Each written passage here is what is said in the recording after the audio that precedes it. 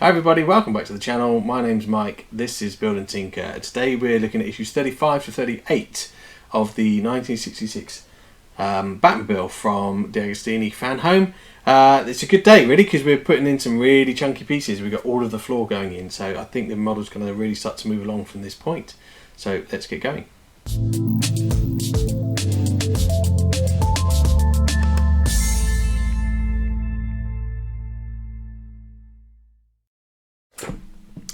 So issue 35 has some small pieces, including this rather nice metal gear. So I don't know if that's... I think that's steering. So I'll have a look to see what the magazine says. Yeah, we're making the steering box here. Running out of desk space. I have managed to move my camera slightly further away so that we can actually see more of the model. We're going to make the steering box, and we start with this bracket here, which is part of the steering box assembly, and in it we're going to put this metal sort of brass gear, and it goes in, the spindle goes in with the gear facing down. It show you on the picture you just standing it in there, but it doesn't support its own weight, so we put that in, and then next to it we put this worm gear. So with those pieces together, we then take the other part of the steering box assembly, which is a top cover, and it slides over the top of the brass gear and into place. So we should have our steering gear sticking out that way, and then there's this other piece here sticks out the side, and we'll... how well can you see that? There we go. So that's it completed, but we need to screw it together. We have some AM screws to hold this together. They go in from the underside.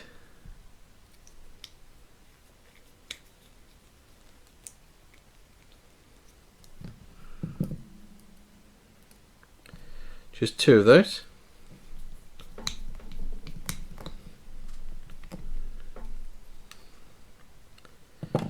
And then on the end of where the steering mechanism comes out, we have another... it's a universal joint, so we have another little plastic bracket that has to sit inside there and be screwed into place. Obviously difficult to show on camera with how small it is. In fact, we're using a ZM screws to hold this in, so actually it must be metal, not plastic. Either way, it needs to rotate in its final... when it's in, it needs to be able to rotate around, so we're not going to over tighten these screws because there's no need.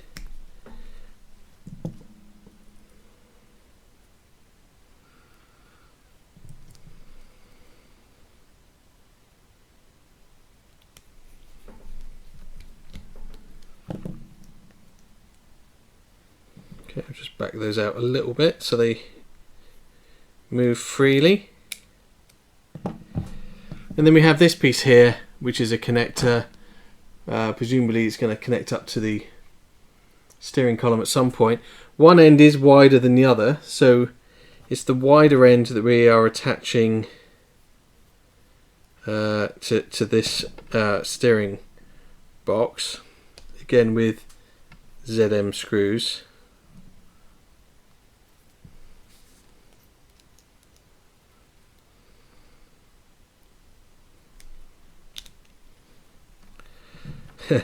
All of this wants to rotate, so it makes it a little bit difficult when you're trying to screw it in.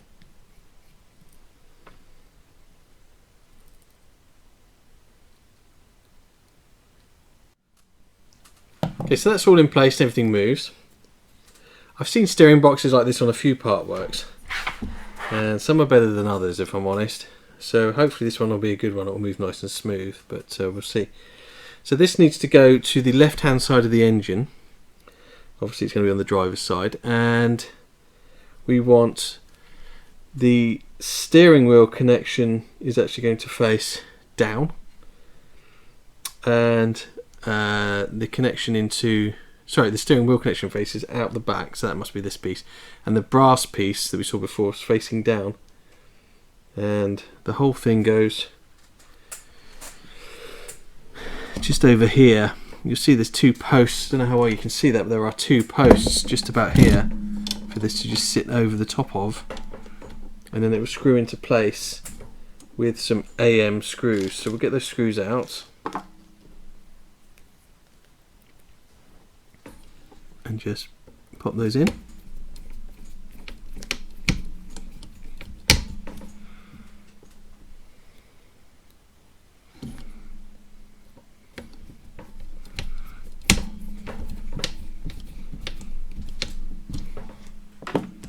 Okay, remembering to keep all of our spares in the appropriate bags because we do use them.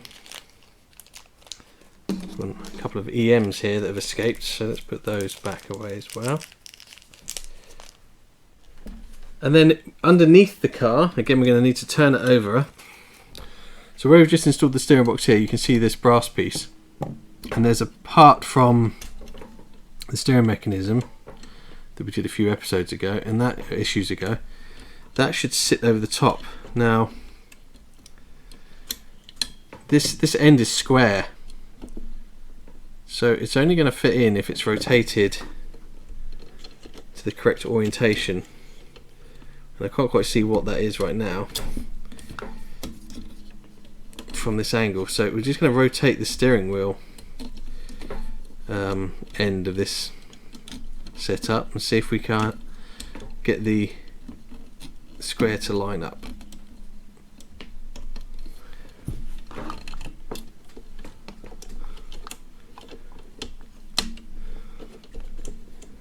And that feels like that's dropped on now.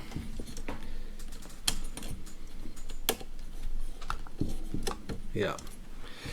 And there's an AM screw required to hold that down. Let's get our final AM screw out of this packet. And that screws in the top of here.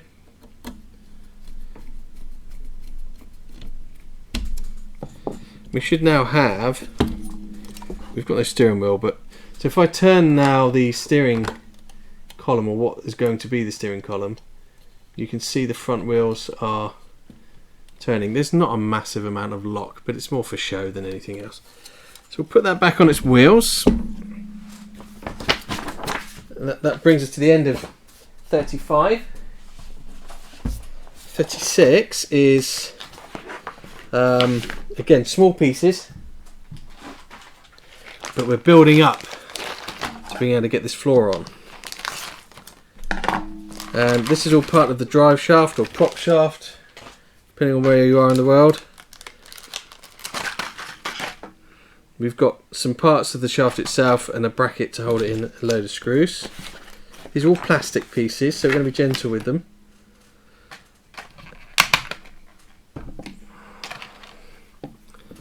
We start with this end piece here, okay, and that has to have another universal joint piece attached to it.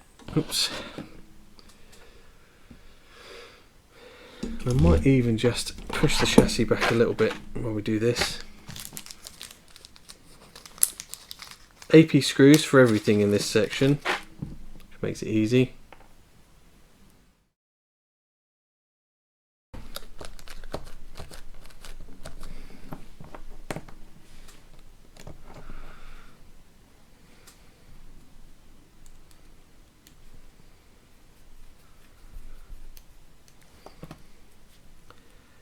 There's one either side. Complete part of the drive shaft here. It seems to be, yeah, it's symmetrical, so it doesn't really matter which end you choose.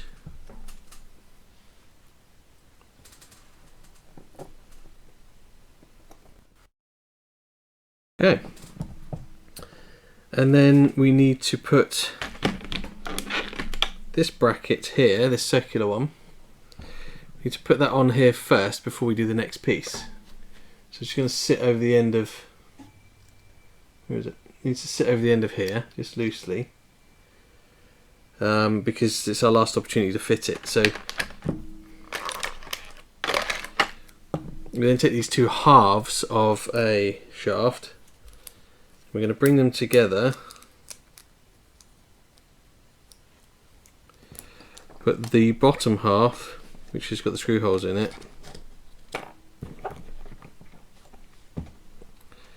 It's going to go underneath this piece. So you'll see when you bring them together, there's a little groove that the this piece will fit into.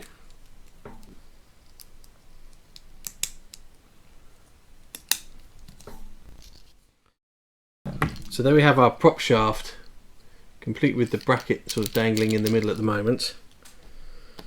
And we've got one more centre for a universal joint to go in.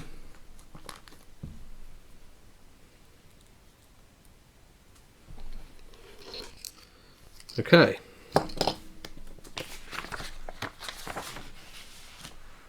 So now we need to attach the whole assembly to the car. So the shorter end goes towards the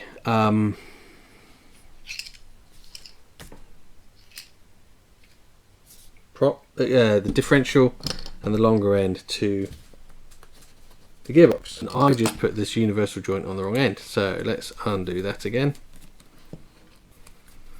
And the reason I don't want it at that end is there's already one on that end on the diff, so it needs to be this end. So this now attaches to the car with the short end where the diff is, and the long end here at the gearbox. So we now have the fun task of getting it all lined up properly whilst we try and put the screws in.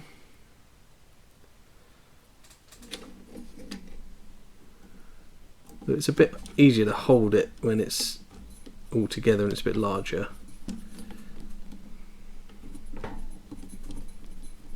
Okay, so that's one part in. Not quite sure where this bracket goes yet.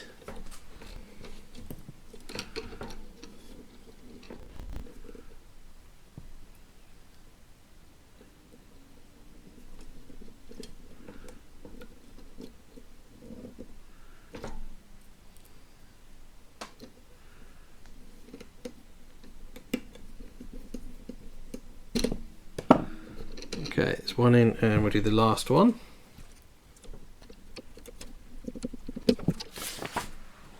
And that's the drive shaft in. It's 36 is complete, and that's pretty much everything now ready for the floor. So now we're on to issue 37, and this is one I've been looking forward to for a while because it's the floor and it's a really big piece, and it's here, and you can see just how big this is. This is all metal, so again, lots more weight being added to the car, which is not a bad thing. So we're just going to get this out of the way so that we've got some space here. Bring the chassis forward, and you can see which way round it goes. We've got the front of the car here, and there's a cutout for the bow housing, and it just sits here, and we'll see if there's anything else to locate it. There's a lot of screws to put in, CM screws, 12 of them in fact hold this on. Again, no surprise, all the interior screws to this, body panels will screw to this, and all the electronics go in here. You can see where the speaker goes in this section, circuit boards go here, and there's a power switch here. We're not going to be using any of the stock electronics. I will show you how it goes in, but Mike Lane's bat circuit will be what will power this car, and will be a significant improvement on whatever comes stock. So let's see how this fits. Yeah, it just drops into place, and you just have to make sure the steering rack isn't in the way. None of your hoses are in the way. We've obviously got this drive shaft coming through here, and the bracket that we installed last time, which again hasn't been attached to anything, so I'm not quite sure where that goes just yet, but in the diagram they've shown it just sitting around about here loose. So I will now install the dozen CM screws that are going to hold all of this down.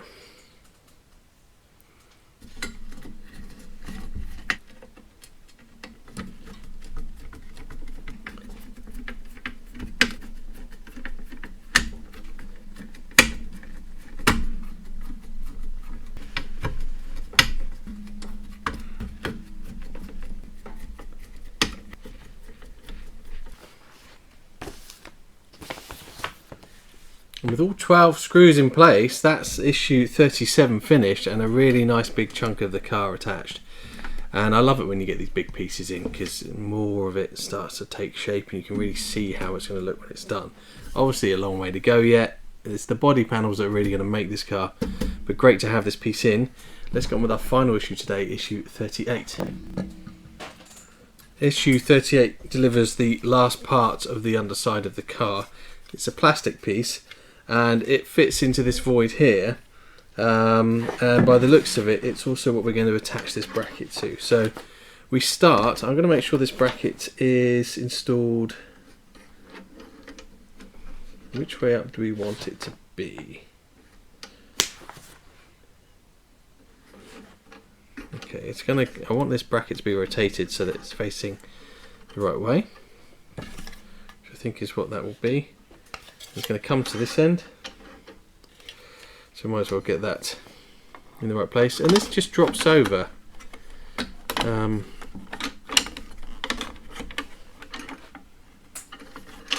It just drops over here.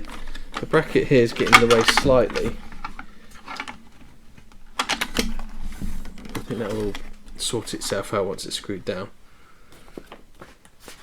Again, lots of screws. CMs again, and there are 10 of them. So here's a little tip and something I've discovered. They tell you to put the screws in the top first, to put this plastic piece in, and then flip it over and try and attach the little bracket for the prop shaft afterwards. And I'm going to do it the opposite way around, and the reason is the bracket keeps wanting to spin round out of control and end up in the wrong place. And when it does that, if you've already screwed the screws in from the top first, you don't have any movement to be able to get this little bracket spun back round again. So I'm going to attach the prop shaft bracket first, because I've got all the movement I need in those pieces to rotate it. Then I'm going to insert these 10 CM screws around the top side here, which was way easier than the way they were telling us to do it, but that happens sometimes.